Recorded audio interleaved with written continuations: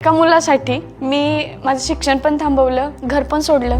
तेव्हा डोक्यावर फक्त प्रेम आणि प्रेम आणि प्रेमच होतं, बाकी काही विषय नव्हता. मला त्या मुलाकडून त्रास होत होता. पप्पांना फोन केलेला, सांगितलं की तू आमच्यासाठी मेलीस.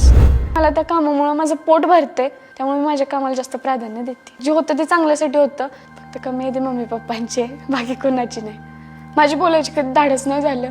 मी नाही म्हणलं तर मी कमवून त्यांना घालू शकते, पण माझी इच्छा आहे ती.